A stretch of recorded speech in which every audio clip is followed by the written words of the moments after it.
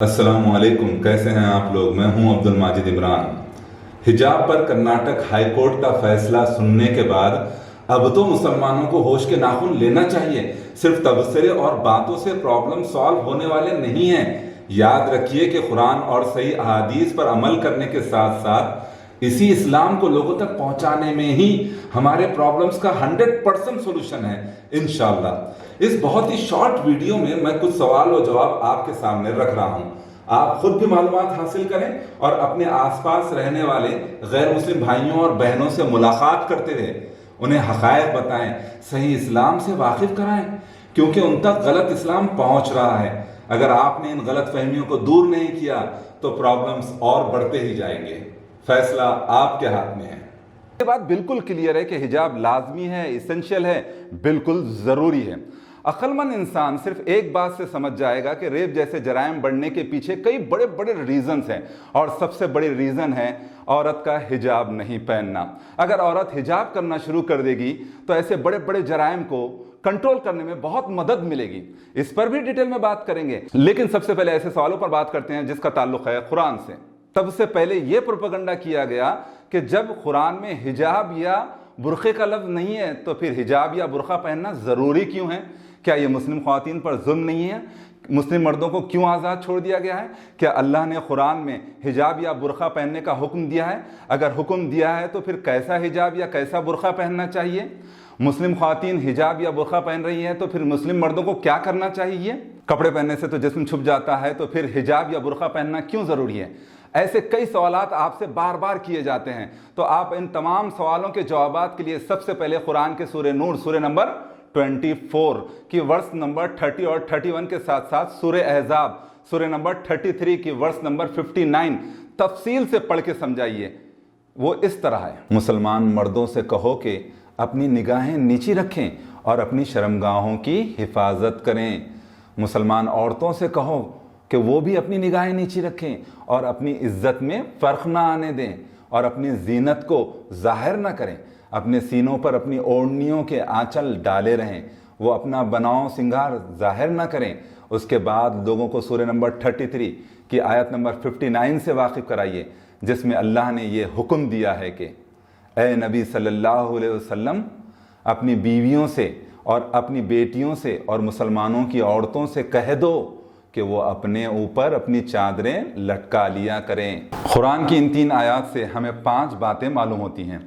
Number 1, मुस्लिम ख्वातीन को ख़ुद को छुपाने के लिए कुरान में जो कंडीशंस बताई गई हैं, वो कंडीशंस, वो शराइत बुर्खा या हिजाब पहनने या चादर ओढ़ने से पूरी होती हैं। नंबर 2, मुस्लिम ख्वातीन को खुद की नज़रें नीची रखने और मुकम्मल पर्दे का हुक्म देने से पहले अल्लाह ने कुरान में सबसे पहले मुस्लिम मर्दों को अपनी नज़रें नीची रखने और अपनी शर्मगाहों की हिफाजत करने का हुक्म दिया। और साथ ही हम तमाम इंसानों के आखिरी पैगंबर, जी हाँ आखिरी पैगंबर हज़रत मोहम्मद सल्लल्लाहु अलैहि वसल्लम ने मुस्लिम मर्दों को बताया कि कैसे कपड़े पहनना चाहिए। पढ़ेंगे तो मालूम होगा ना, तो फिर पढ़िए। नंबर 3, हिजाब या बुर्खा ऐसा पहनना चाहिए जिससे चेहरा और मुकम्मल जिस्म, नोट कीजिएगा, चेहरा और मुकम्मल जिस्म छुपने के साथ साथ जो कपड़े पहने हैं और जो बनाव सिंगार किया है वो भी दिखाई ना दें। नंबर 4, जिस्म की बनावट जाहिर ना हो, ऐसा हिजाब या बुर्खा पहनना चाहिए। नंबर 5, बहुत अहम है, अपने नॉन मुस्लिम भाइयों और बहनों को कपड़े और हिजाब में फ़र्क को समझाइए। उन्हें बताइए कि कपड़े और जो बनाव सिंगार किया है उससे अट्रैक्शन पैदा होता है और हिजाब या बुर्खा इस अट्रैक्शन को छुपाता है। नफरत फैलाने वाले लोगों के साथ साथ मुस्लिम ख्वातीन की सपोर्ट में मगरमच्छ के आंसू बहाने वाले लोग जब ये देखते हैं कि ऐसे सवालात से उनकी दाल बिल्कुल भी नहीं गल पाई है, तो फिर वो तरक्की और तालीम के नाम पर डाउट्स पैदा करना शुरू करते हैं और ये सवाल दागते हैं, क्या पर्दा करना ज़रूरी है? ये तो तरक्की और तालीम की राह में रुकावट है। तो उन्हें बताइए कि हम तमाम इंसानों की गाइडेंस के लिए एक अकेले रब अल्लाह की जानिब से भेजी गई आखिरी धार्मिक बुक, नोट कीजिएगा, आखिरी मजहबी किताब कुरान की सबसे पहली आयत इल्म के बारे में ही उतारी गई है। क्या है वो आयत? कि पढ़ अपने रब का नाम लेकर। इसके बाद उन्हें बताइए कि आपको ये जानकर ताज्जुब होगा कि 1400 ईयर्स पहले जब अल्लाह ने तमाम इंसानों के लिए इस्लाम को मुकम्मल किया तो उस वक्त सबसे पहले एक खातून ने इस्लाम कबूल किया था और वो बिजनेस किया करती थी। आपका नाम हज़रत खदीजा रज़ियल्लाहु ताला अन्हा था।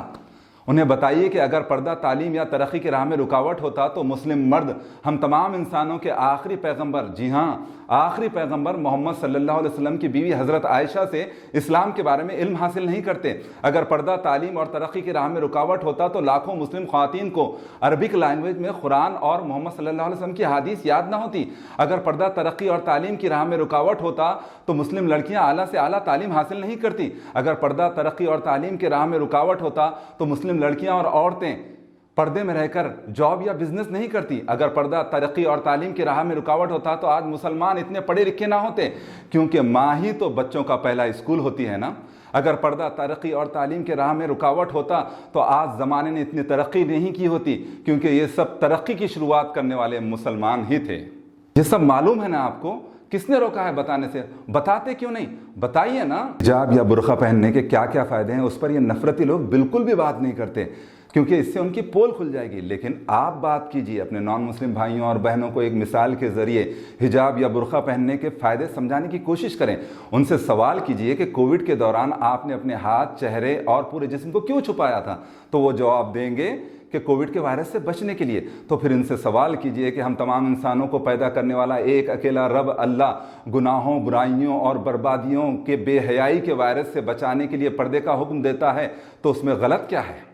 مسلم خواتین اللہ کے حکم پر عمل کرنے کے لیے پردہ کرتی ہیں، اس سے سب سے پہلے وہ اپنے آپ کو بری نظروں سے بچا لیتی ہے۔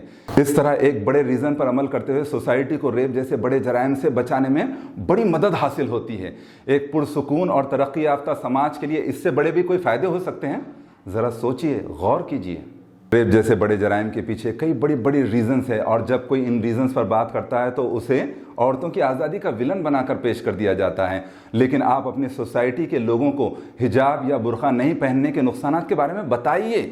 آپ اپنے غیر مسلم بھائیوں اور بہنوں کو بتائیے کہ مسلم کنٹریز میں ریپ جیسے جرائم بالکل نہیں کے برابر ہیں، کیونکہ مسلم لڑکیاں اور خواتین وہاں پر مکمل حجاب اور برقع پہنتی ہیں، جبکہ نان مسلم کنٹریز میں یہ جرائم بہت زیادہ ہیں۔ اس کے علاوہ آپ کے آس پاس ریپ کے جو واقعات ہو رہے ہیں اس پر بھی ایک نظر دوڑائیے، حقیقت آپ کے سامنے کھل کر آ جائے گی۔ عقل مند انسان کے لیے تمام فرق اس کی آنکھیں کھول دینے کے لیے کافی ہیں۔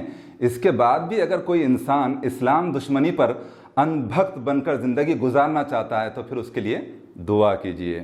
اپنے غیر مسلم بھائیوں اور بہنوں کو توحید، رسالت اور آخرت کے پیغام سے واقف کرانے کے ساتھ ساتھ بے حیائی کے بارے میں اللہ کی اس وارننگ سے بھی واقف کروائیے۔ جو لوگ مسلمانوں میں بے حیائی پھیلانے کے آرزو مند رہتے ہیں ان کے لیے دنیا اور آخرت میں دردناک عذاب ہے۔